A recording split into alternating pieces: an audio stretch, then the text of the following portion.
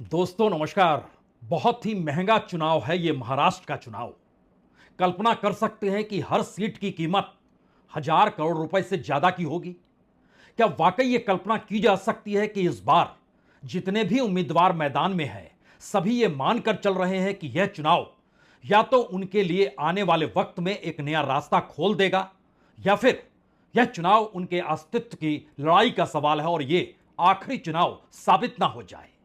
महाराष्ट्र की राजनीति बरसों बरस से चलती चली आ रही है। सही मायने में कहें तो 1950 के बाद से ही महाराष्ट्र की राजनीति में जो भी अलग अलग राजनीतिक दल राष्ट्रीय दल को छोड़कर निकल कर आए उसमें शिवसेना ही एकमात्र पार्टी रही जो बनी और चलती चली गई और फिर राष्ट्रीय राजनीतिक दलों के साथ उनका गठबंधन भी हुआ। लेकिन पहली बार सवाल उस शिवसेना का भी है। कौन सी है असली शिवसेना? कौन है असली शिवसैनिक? कौन है जो हिंदुत्व के आश्रय वोट मांगेगा और कौन है शिव सैनिक जो इस दौर में सेकुलर हो चला है? जी नहीं, बात सिर्फ इतनी सी नहीं है। दरअसल महाराष्ट्र के चुनाव में जितना पैसा लगता है और खास तौर से मुंबई शहर हो, मुंबई के सब अर्न का इलाका हो, यानी मुंबई से सटे हुए सबर्न के इलाके जो जाने जाते हैं जहां पर अलग अलग हिस्सों से लोग आते हैं और बसते हैं, जमीन का एक एक टुकड़ा क्या कीमत में लगाया जा सकता है सिर्फ आप सोच सकते हैं। लेकिन पहली बार महाराष्ट्र के भीतर हर दूसरी सीट पर एक बागी है और जो बागी है उसकी अपनी राजनीतिक पहचान भी कोई छोटी नहीं है। राजनीतिक तौर पर उसने बड़ी मशक्कत की या राजनीतिक तौर पर उसके परिवार ने बड़ी राजनीतिक जमीन बनाई, लेकिन इस चुनाव में ऐसा क्या हो गया कि हर दूसरी सीट पर बागी है। वो बागी कांग्रेस का हो सकता है, वो बीजेपी का हो सकता है, वो एनसीपी के भीतर दोनों गुटों का हो सकता है, शिवसेना के भीतर दोनों गुटों का हो सकता है।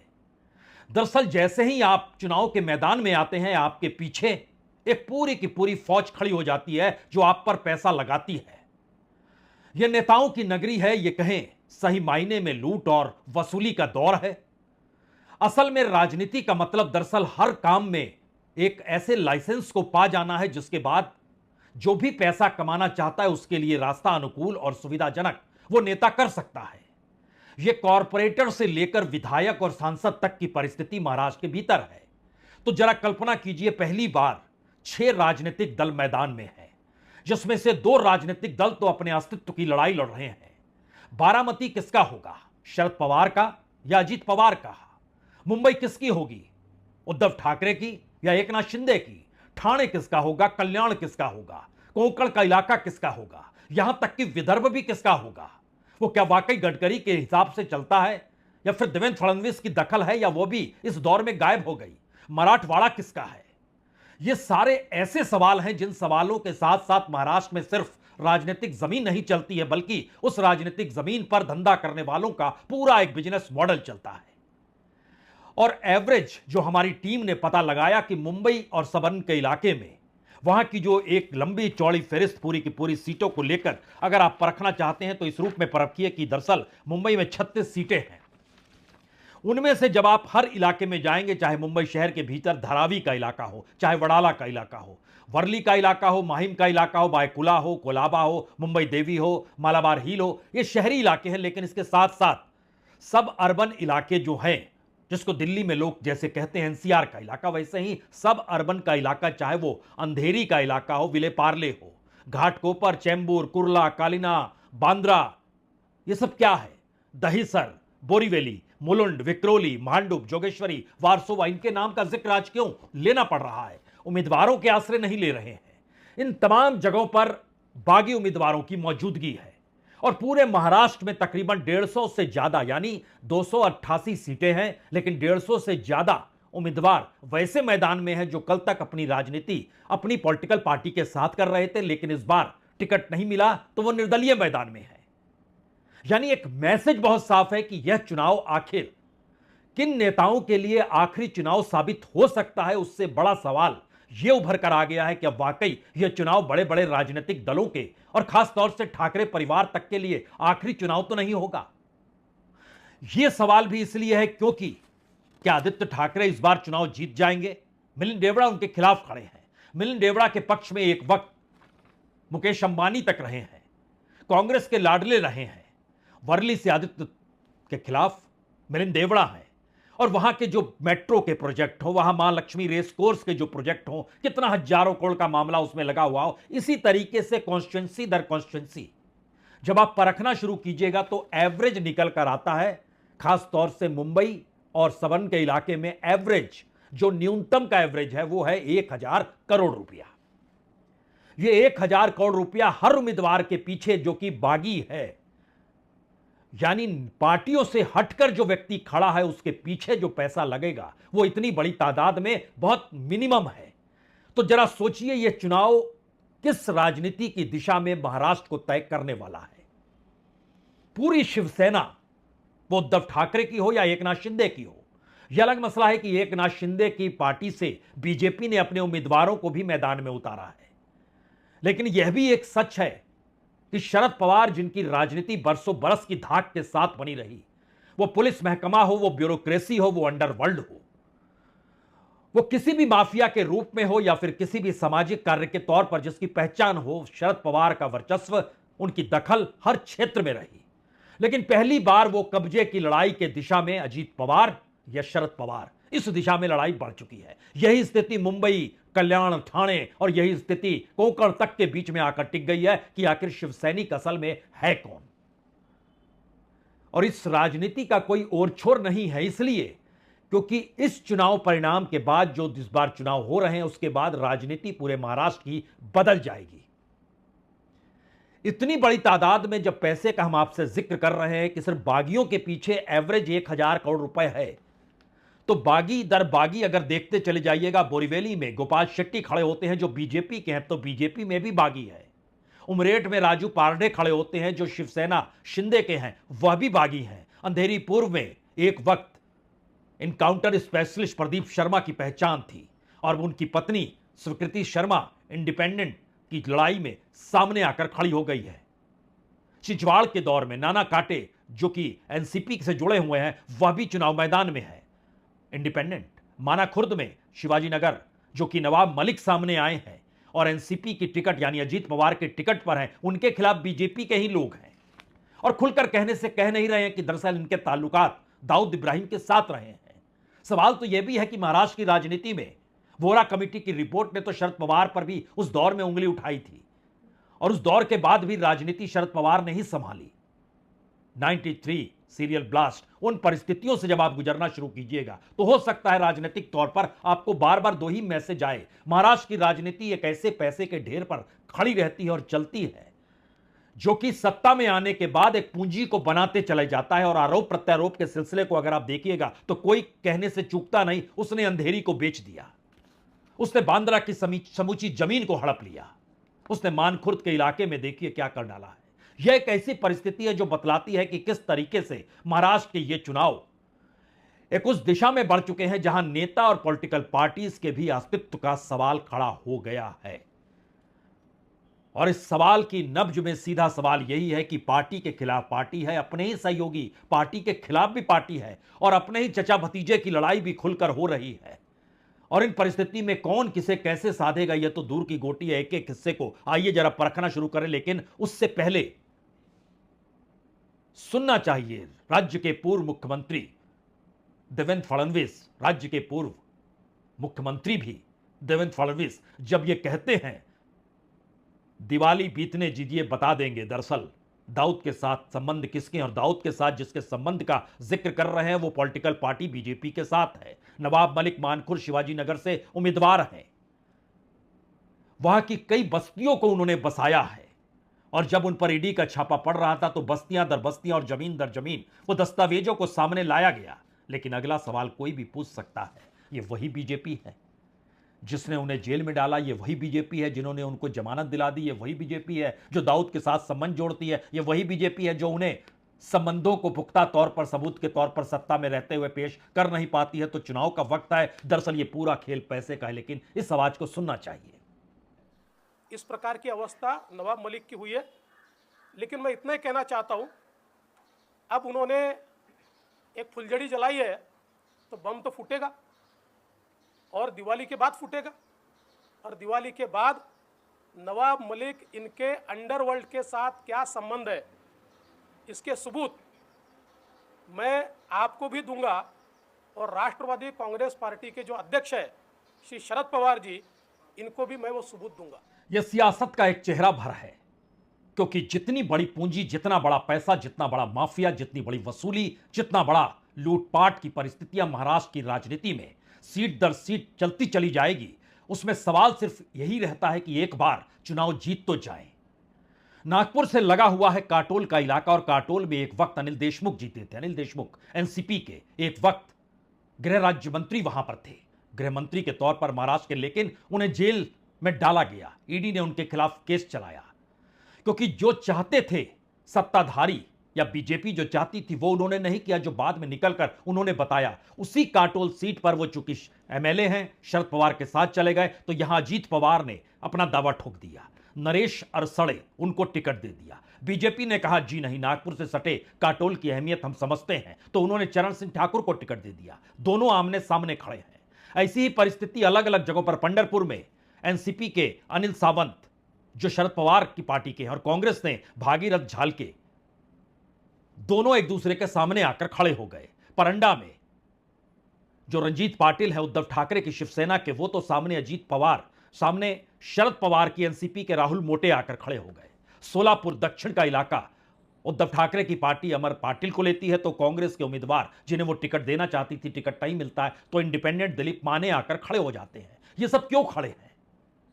आखिर वहां की गणित क्या पॉलिटिकल पार्टी के हिसाब से चलती है या उम्मीदवार के हिसाब से चलती है? तो एक चीज और समझिए, राजनीतिक तौर पर महाराष्ट्र के जिस इलाके का जो विधायक होता है, उस इलाके में उसी की चलती है, वो किसी भी पॉलिटिकल पार्टी का क्यों ना हो। और महाराष्ट्र बिजनेस मॉडल के एक ऐसे पॉलिटिकल चेहरे पर टिका हुआ है जिसमें इतना पैसा अलग अलग जगहों पर मौजूद है। मुंबई और सबर्बन का इलाका तो अपनी जगह है, लेकिन उससे सटा हुआ वेस्टर्न महाराष्ट्र का इलाका, जहां पर शरद पवार की तूती बोलती है, उस इलाके में बारामती भी आता है। बारामती पर कब्जा किसका होगा ये बताना होगा। एक तरफ चचा भतीजे की लड़ाई, दूसरी तरफ अपने ही परिवार से दूसरे को उठाकर सामने रख दिया कि अब तुम अपने चचा को हराओ, यानी 3 पीढ़ियां आमने सामने खड़ी है। वेस्टर्न महाराष्ट्र की 70 सीटों में से 38 सीटों पर बागी उम्मीदवारों की मौजूदगी है। विदर्भ में 62 में से लगभग 27 जगहों पर बागी उम्मीदवारों की मौजूदगी है। मराठवाड़ा की 46 में से 26 सीटों पर बागी उम्मीदवारों की मौजूदगी है। ठाणे और कोकण के इलाके में जहां 39 सीट है, यहां पर तो सबसे ज्यादा फीसदी के लिहाज से लगभग 29 सीटों पर बागी उम्मीदवारों की मौजूदगी है। मुंबई की 36 सीटों में से 27 सीटों पर बागी उम्मीदवारों की मौजूदगी है। नॉर्थ महाराष्ट्र की 35 सीटों में से लगभग 18 सीटों पर बागी उम्मीदवारों की मौजूदगी है, यानी 150 से ज्यादा हर दूसरी सीट पर बागी उम्मीदवारों की मौजूदगी। और उस बागी को जिताने का काम उस इलाके के वो प्रभावी तबका कर रहा है जो जान चुका है कि दरअसल बीजेपी से अब कोई काम निकलेगा नहीं, एकनाथ शिंदे से कोई काम निकलेगा नहीं। एकनाथ शिंदे भी बीजेपी के इशारे पर रहेंगे, क्योंकि इस दौर में बीजेपी जिस लड़ाई को लड़ रही है उसने 152 उम्मीदवारों को मैदान में उतारा है, और उसका मानना बहुत साफ है, हम चुनाव जीतेंगे तो कम से कम 110 सीटों पर तो जीत ही जाएंगे। पिछली बार 103 था, इस बार 110 है। लेकिन समझना होगा असल लड़ाई शिवसेना के भीतर क्यों मची हुई है। पिछले चुनाव में शिवसेना 124 सीटों पर लड़ी थी। शिवसेना 2 हिस्सों में बंट गई, 2 हिस्सों में तो एनसीपी भी बंट गई, लेकिन एनसीपी भी 124 सीटों पर पिछली बार लड़ी थी। और इस बार अगर दोनों एनसीपी, शरद पवार और अजीत पवार, दोनों को मिला दीजिएगा तो 124 में तकरीबन 15 सीट ही जुड़ पाई, और 139 सीटों पर दोनों आमने सामने हैं। जो शरद पवार हैं वो 87 सीटों पर लड़ रहे हैं, जो अजीत पवार हैं वो 52 सीटों पर लड़ रहे हैं, यानी 139। पिछली बार दोनों मिले हुए थे तो 124 सीटों पर लड़ रहे थे। लेकिन शिवसेना 124 सीटों पर पिछली बार लड़ी थी, इस बार उद्धव ठाकरे 96 सीटों पर चुनाव लड़ रहे हैं, और एकनाथ शिंदे 80 सीटों पर लड़ रहे हैं। यानी पिछली बार 124 था, इस बार यह बढ़कर 176 हो गया है, यानी 52 सीट। एक क्षण के लिए कल्पना कीजिए, अगर बीजेपी 152 सीटों पर है और बटी हुई शिवसेना 176 सीटों पर है, तो इन 176 सीटों में से अगर वह 110-120 सीट जीत जाती और दोनों मिल जाती है तो क्या होगा। इसको भी रोकने के उपाय बीजेपी ने बाखूबी किए, और तकरीबन 17 उम्मीदवार ऐसे हैं जो बीजेपी के उम्मीदवार हैं, लेकिन वो खड़े हुए हैं एकनाथ शिंदे की तरफ से, जिससे बागी का हिस्सा गायब हो जाए, पैसा एक जगह सिमट जाए। जो लोग पैसा लगा रहे हैं वो कम से कम इधर उधर ना देखें। लेकिन इसके बावजूद भी जो कि शिवसेना उद्धव ठाकरे की और शिवसेना एकनाथ शिंदे की है, इसमें 176 में से लगभग 89 सीटों पर बागी उम्मीदवारों की मौजूदगी आपको अलग अलग जगहों पर दिखाई देगी। यह मैसेज क्या है? यह मैसेज है कि कोई भी जीत सकता है। यह मैसेज है किसी को भी हराया जा सकता है।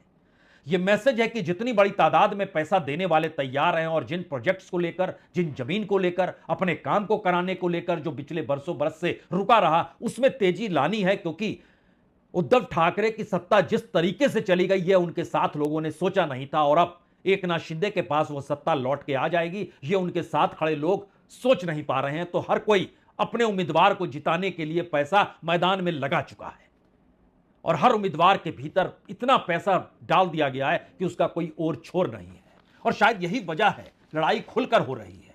इस खुलकर लड़ाई का मतलब यह है कि अब भतीजा खुलकर चचा के खिलाफ बोलने से कतराता नहीं है, और भगवा कहां पर लहराएगा इसको बताने से खुले तौर पर अब देवेंद्र फडणवीस भी कतराते नहीं है।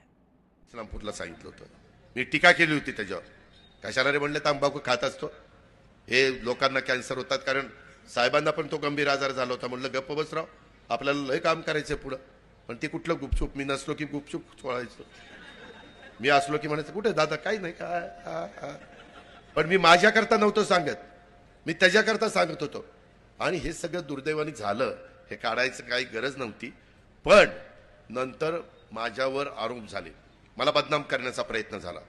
म्हणले याच्यावर 70,000 कोटीचा आरोप करूया, आणि सारखं 70,000 70,000 70,000 म्हणायचं. देखिए, थाना ये हमेशा भगवा था, भगवा है, भगवा रहेगा. मुख्यमंत्री जी का फॉर्म हम भर रहे हैं. मुख्यमंत्री जी रिकॉर्ड वोटों से आएंगे, अपने ही पुराने रिकॉर्ड को वो तोड़ेंगे. थाना में तीनों सीटें, 2 शिवसेना 1 बीजेपी, ये प्रचंड मतों से आएगी. ठाणे की पहचान दरअसल शिवसेना या भगवा के साथ नहीं बल्कि आनंद दीघे के साथ जुड़ी रही है. आनंद दीघे बाला साहब ठाकरे के सबसे महत्वपूर्ण सिपहसालार, लेकिन उनकी हत्या हो गई. आनंद दीघे का नाम आज भी ठाणे के इलाके में गूंजता है, और ठाणे में आनंद दीघे की मौजूदगी इस बात का भी एहसास दिलाती है कि खुद एकनाथ शिंदे उन्हें अपना गुरु मानते हैं. और ठाणे के भीतर की मौजूदगी शिवसेना को लेकर आनंद दीघे के करीबियों के भीतर कई बार अलग अलग तरीके से पनपी भी है. इसीलिए इस क्षेत्र में ठाकरे परिवार की मौजूदगी और आनंद दीघे के समर्थक या उनको चाहने वाले लोगों की मौजूदगी कई बार टकराती भी रही है. और यह सवाल अब एकनाथ शिंदे के साथ इसलिए बड़ा हुआ क्योंकि एकनाथ शिंदे ठाकरे परिवार के छांव से निकलकर अपने तौर पर बीजेपी के साथ खड़े हो गए. यानी टकराव की परिस्थिति चाहे वो भगवा हो, हिंदुत्व हो, शिवसैनिक ही क्यों ना हो, सत्ता की नई परिस्थितियों ने शिवसेना को जो बीच से तोड़ दिया, उसने बिल्कुल नई परिस्थितियों को पैदा बीजेपी के लिए किया, जहां पर वह किसके राग में अपना राग आगे बढ़ाने लगे, या मिला दे सुर तेरा मेरा. इसीलिए बार बार जिक्र जब जब शिवसैनिक और शिवसेना का होता है तो बीजेपी खुले तौर पर यह कहने और बोलने से कतराती नहीं है कि दरअसल एकनाथ शिंदे ही शिवसैनिक है, वही भगवा है, वही हिंदुत्व है. यानी ठाकरे परिवार को दरकिनार करना और हाशिए पर ले आना. यहीं से वो सवाल खड़ा होता है कि दरअसल बाला साहब ठाकरे जिस मराठी मानुष का जिक्र करते थे, उस नब्ज को पकड़ने की कोशिश इस दौर में गुजराती वर्सेस मराठी का जिक्र शिवसेना करने से कतरा नहीं रही है, जो उद्धव ठाकरे की है. क्योंकि उसे पता है कि बीते लंबे वक्त से अगर यह मैसेज चलता चला गया कि वो सत्ता में नहीं आएंगे तो उनके साथ खड़े लोग धीरे धीरे छितराते जाएंगे, और उनके लिए एक जगह एकनाथ शिंदे ने बना रखी है. लेकिन उसके आगे का सवाल यह है कि बड़ी तादाद में, आज से नहीं ठाकरे के दौर से ही शिवसैनिकों के पास पैसे की कभी कोई कमी नहीं रही, और जितनी बड़ी तादाद में जो भी मुंबई पहुंचा वो धंधे के लिहाज से पहुंचा या रोजगार की खोज में पहुंचा, उसको पनाह महाराष्ट्र के भीतर और मुंबई और सबर्णन के इलाके में शिवसेना ने दी. वो शिवसेना 2 हिस्सों में, या सत्ता एकनाथ शिंदे के पास खड़ी है. इसीलिए उद्धव ठाकरे की शिवसेना बार बार कहती है, ये किनका जिक्र करते हैं, किस रूप में करते हैं, ये तो सारे प्रोजेक्ट्स यहां से उड़ा के गुजरात ले जाते हैं. यानी मराठी मानुष को रोजगार मिलता नहीं, मराठी मानुष के साथ विदर्भ को भी जोड़ते हैं. और इस परिस्थिति के भीतर क्या वाकई मराठी मानुष की परिस्थिति जागकर उद्धव ठाकरे के साथ खड़ी हो जाएगी जब इन बातों का जिक्र होता है? तो देखिए, देवेंद्र फडणवीस जी के ऊपर विश्वास मत रखना. टाटा एयरबस के बारे में बोलिए. 40,000 करोड़ का जो इन्वेस्टमेंट नागपुर में होने वाला था, उनका ही नागपुर है ना, विदर्भ में, और 10,000 लोगों को रोजगार मिलने वाला थे वहां पे. वो पूरा का पूरा प्रोजेक्ट नरेंद्र मोदी और अमित शाह उठाकर गुजरात में लेकर जाते हैं। उसका कल उद्घाटन हो गया। देवेंद्र जी, आप उसके ऊपर बात कीजिए, उसके ऊपर बात कीजिए। शरद पवार जी के जमाने में क्या हो गया, हमारे जमाने में क्या हो गया, मैं तो आज की बात कर रहा हूं। असल में महाराष्ट्र के इस चुनाव का मैसेज कमोवेश हर राजनीतिक दल और हर नेता के लिए बहुत साफ है, और खासतौर से उन नेताओं के लिए जिन नेताओं ने बरसों बरस की राजनीति की है। यानी जो भी पारंपरिक नेता आपके जहन में, चाहे वो शिवसेना का हो, चाहे एनसीपी का हो, या कांग्रेस का ही क्यों ना हो, हर किसी को पता है कि यह चुनाव हारने के बाद उनका आखिरी चुनाव साबित हो सकता है। आखिरी चुनाव का मतलब यह है कि राजनीति अब इस बात की इजाजत देती नहीं है कि चुनाव हारने के बाद आप धंधा कर सकें, आप वसूली कर सकें, आप लूट में शामिल हो सके, आप प्रोजेक्ट इधर से उधर दिला सके। यह संभव नहीं है, क्योंकि एकनाथ शिंदे के दौर की राजनीति ने मैसेज कम से कम पूरे महाराष्ट्र को दिया, रिमोट दिल्ली के हाथ में है। और दिल्ली का मतलब प्रधानमंत्री मोदी और अमित शाह की मौजूदगी उस राजनीति को साधने की है, जहां वो महाराष्ट्र को ना तो मराठी मानुष की तर्ज पर देखेगी और ना ही महाराष्ट्र को गुजराती वर्सेस महाराष्ट्र की तर्ज पर देखना चाहती है। वह तो जानती है कि दरअसल कॉरपोरेट और पैसे की एक ऐसी जगह है जहां पर अभी आने वाले वक्त में बहुत पैसा लगना है, बहुत पैसा निकलना है। ऐसी राजनीति के मुहाने पर अगर वो तमाम नेता खड़े हों, वो अनिल देशमुख हो सकते हैं, वो अजीत पवार हो सकते हैं, वो शरद पवार हो सकते हैं, वो उद्धव ठाकरे हो सकते हैं, वो आदित्य ठाकरे हो सकते हैं, वो मिलिंद देवड़ा भी हो सकते हैं, वो छगन भुजबल हो सकते हैं, वो नवाब मलिक भी हो सकते हैं। छगन भुजबल के भतीजे भी तो इंडिपेंडेंट चुनाव लड़ रहे हैं नंदगांव से, समीर भुजबल। यानी वर्चस्व की इस लड़ाई में हर किसी को अपनी राजनीतिक जमीन न सिर्फ बचानी है, बल्कि चुनाव जीतने के बाद उस मुख्यधारा की बिजनेस मॉडल की परिस्थिति में शामिल रहना है, जो कि आने वाले वक्त में उनके हाथ से निकल सकती है। यही वो वजह है जिसमें कमोवेश पूरे महाराष्ट्र के भीतर अलग अलग क्षेत्रों की सामाजिक आर्थिक परिस्थितियों के हिसाब से सीटों की बोली है। जहां जिस प्रोजेक्ट के आश्रय किसी का पैसा अटका है, और वो पैसा कम से कम हमने आपको 1000 करोड़ का आंकड़ा एक दिया है। महाराष्ट्र के भीतर मुंबई और पश्चिम महाराष्ट्र में कम से कम ऐसे सैकड़ों सीटें भी आती हैं, और सैकड़ों जिले के भीतर के समाये हुए वो पट्टे भी आते हैं, जो जिले हैं और उनके भीतर सैकड़ों अलग अलग पट्टे बिखरे पड़े हैं, जिनकी बोली लगेगी और बोली के हाथ से किस प्रोजेक्ट को किसको जगह मिलेगी। क्योंकि एक पूरा नेक्सस इस दौर में 2019 के बाद से 2024 के बीच में पहले उद्धव ठाकरे और उसके बाद एकनाथ शिंदे के आश्रय जो काम करते रहा, उसने एक झटके में एक दूसरे के खिलाफ की परिस्थितियां खड़ी कर दी। वो चाहे नौकरशाही हो, चाहे पुलिस हो, चाहे बिल्डर लॉबी हो, चाहे भूमि माफिया हो, चाहे धंधा करने वालों को अपने जगह खोजने की चाहत हो, चाहे गुजरात से आए हुए व्यापारियों की पूरी फौज मुंबई में जगह बनाने की दिशा में बढ़ क्यों ना रही हो। हर किसी को पता है कि अब 2024 के बाद, इस चुनाव के तुरंत बाद बीएमसी के चुनाव होंगे, और उसके आश्रय एक स्थिरता राजनीतिक तौर पर लाने की कोशिश की जाएगी, जिससे पॉलिटिकल उगाही के लिए रास्ता लगातार बना रहे। और उसमें कौन कैसे शरीक होगा, इसीलिए 2014 में बागियों की तादाद 22 थी, 2019 में बागियों की तादाद 48 तक पहुंच गई, लेकिन 2024 में अभी तक बागियों की तादाद 150 के पार है, 162 है। 4 नवंबर के बाद वो कहां पर आकर टिकता है और वो पैसा कैसे शिफ्ट होगा किस पॉलिटिकल पार्टी के तौर पर, यह भी महत्वपूर्ण है। जो निर्दलीय नाम वापस लेगा वो किसके पक्ष में जा रहा है, और उसके पीछे लगा हुआ पैसा जो है वो किसी नेता के पीछे कैसे लगेगा, जिससे एक पूरी की पूरी धारा कम से कम बनी रहे। इसका इंतजार कीजिए, क्योंकि 4 तारीख के बाद स्थिति और साफ हो जाएगी कि कौन सा नेता किसके पक्ष में और कौन से पैसा देने वाले लोग अब किसके पक्ष में आकर खड़े हैं। क्योंकि यह चुनाव एक ऐसा चुनाव है जो महाराष्ट्र की राजनीति नहीं, बल्कि महाराष्ट्र के भीतर राजनीति करने वालों के अस्तित्व और उनके आखिरी और पहले चुनाव से भी जुड़ा हुआ है। बहुत बहुत शुक्रिया, बहुत बहुत शुक्रिया।